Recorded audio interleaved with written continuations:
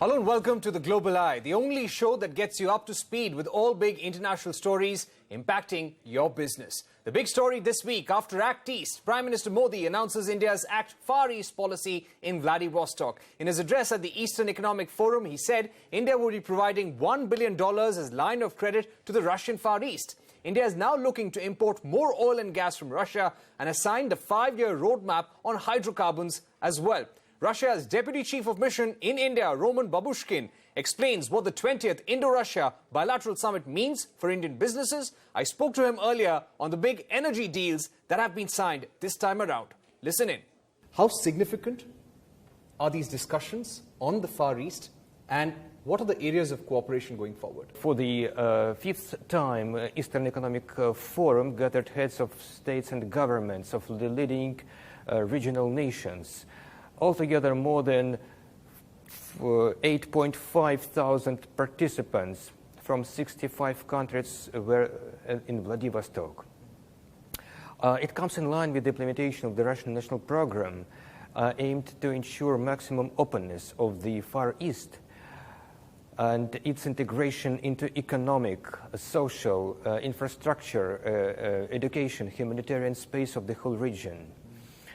Exceptional steps have been taken to improve the Far Eastern investment climate, including special conditions for industries, a special and preferential tax regime, government support measures. It is already there.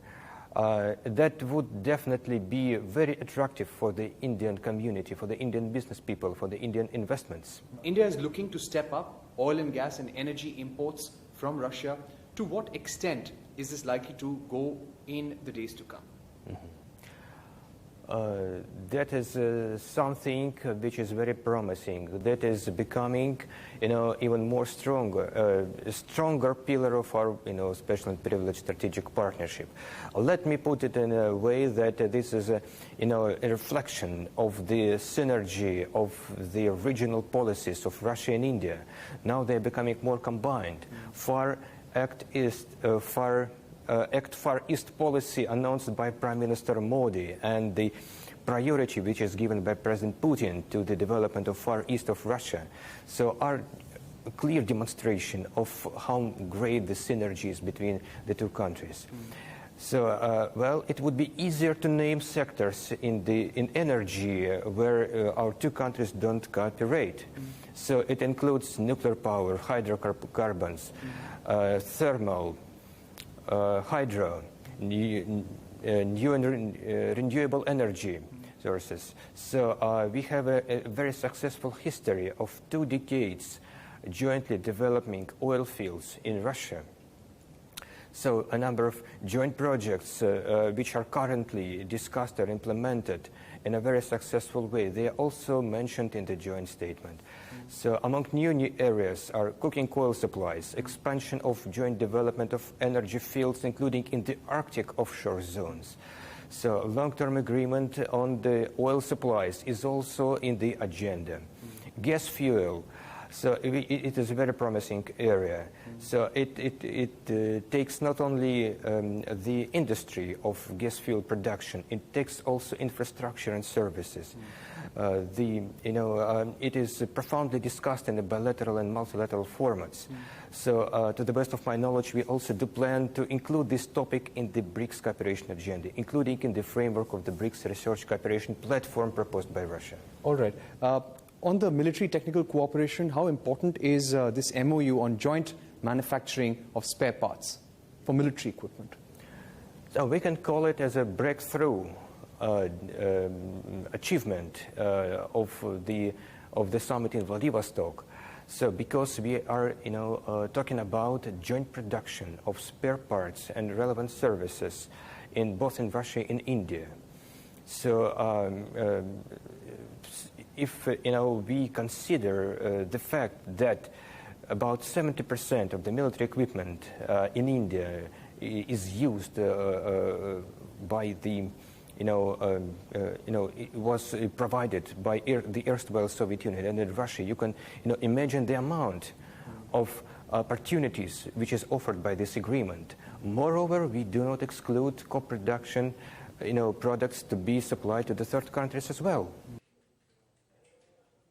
All right, that was Roman Babushkin telling us that the Russian government is investing a lot in the Far East, making it easier for Indian companies to do business, and this is going to be an attractive destination as well. Let's take this forward with Kartikeya Singh, Senior Fellow, Energy and National Security Program at CSIS. He joins us from Washington, D.C. We're also joined by former Foreign Secretary and Ambassador to Russia, Kanwal Sibal. Ambassador Sibal, our first question to you. These announcements that we're hearing on the Far East, we also spoke to the DCM of the Russian Embassy, Roman Babushkin, about it. But what's your view? What's in store for India?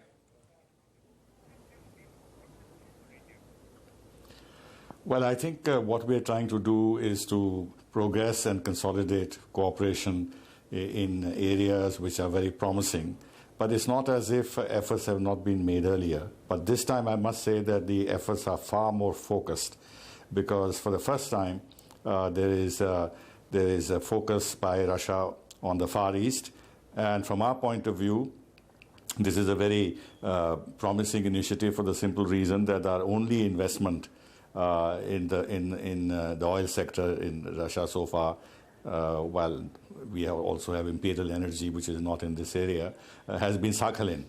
There are huge oil and gas fields in this area. So Vladivostok can become a corridor for the export of energy from Russia to India, whether it's LNG or crude oil. And therefore, this project of making a corridor between Vladivostok and Chennai does hold a lot of promise. Defense has always been a very important area of our relationship, has been the pillar of this relationship. But beyond a certain point, you cannot keep expanding the defense ties unless, of course, the Russians seriously take part in Make in India, which so far, while at the political level and at the level of discussions, has seemed something that the Russians would support. But in actual practice on the ground, nothing much of note has happened so far. But we need to broaden the relationship because our bilateral trade is only $10 billion. We have again set up a target of $30 billion by 2025. But achieving it will not be easy, and therefore energy will play a very important role in this, because India is energy short. We need a lot of energy. We need to diversify our sources of energy. Russia is sitting on huge pools of energy. So I find this area very, very promising, and it will begin to balance the relationship on the economic side and move it away from defense. All right, I'll get in Kartikeya Singh at this point. Kartikeya, how do you see the energy partnership going forward, the deals that have been signed this time around? And the Foreign Secretary said very recently, we don't want to be dependent on any one country for our energy imports. Yes, and I think in the quest for energy security, it's certainly in India's interest to diversify the group of nations and sources from which India gets resources like oil and gas in particular. And so this is an important move that the country has made to ensure that it's not just reliant on partners in the Middle East, but is expanding and diversifying, the partners that it can seek these resources from. And the United States is another key partner in this, having sent shipments of containers of LNG to India and looking to be another partner to India in its quest for oil and gas abroad. However, in the long-term sort of energy security of India, getting sources from abroad might not be the only strategy to undertake. And I know that the Indian central government has ambitious plans to ensure that as much as this oil and gas is needed for a growing transportation sector, that more and more of that transportation sector is electrified so that we're not dependent on foreign imports of oil and gas. But this is a quite significant move with a 5-year time horizon under this hydrocarbon cooperation policy, spanning 2019 through 2024, focusing largely, as it says, on the hydrocarbon sector. But I think any foreign partner wishing to engage with India on energy would be wise to look at factors and the incredible energy transition that is underway in India right now, particularly in the power sector. And that includes specifically the renewable energy sources and all kinds of smart power technologies to improve energy efficiency. We're broadening our energy partnership with the United States as well. The Prime Minister will be meeting top CEOs of energy companies in the United States in Houston towards the end of September. How would the United States be watching whatever is happening on the Russian front? The United States, it's interesting to see that this particular cooperation adds energy to its pillar of relations between the two countries, Russia and India. The energy pillar has always been one of the key pillars of cooperation between the United States and Russia for almost 2 decades now. And so having the Prime Minister come to the energy capital, one of the energy capitals on the planet, which is Houston, is significant. I mean, not only is he going to engage with the large Indian diaspora there, but there are a lot of major CEOs of energy companies, of course from the oil and gas majors, but also Texas is ground zero for a host of types of energy technologies.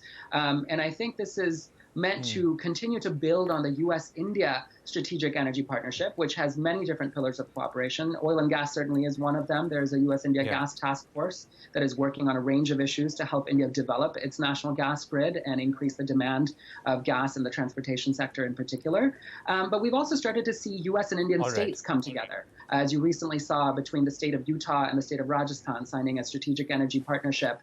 And we hope, just as Indian chief ministers went to Russia in August to also engage with subnational leaders there, that this is kind of a growing trend of Indian states being a part of the central government agenda for energy cooperation. And we've seen this again with Gujarat and Colorado last September, Utah and Rajasthan just a couple of weeks ago, and I believe that we'll start to see more and more involvement of states on both sides helping develop energy resources and economic opportunities for their citizens. All right, so it's quite clear that India will be diversifying energy imports in the days to come. Kartikeya Singh, Ambassador Kanwal Sibal, thank you very much for speaking to the Global Eye. With that, we take a short break here on CNBC TV 18. On the other side, we speak to former US Ambassador to India, Tim Roma, about Pakistan's rhetoric on Kashmir and US expectations from India on the trade front.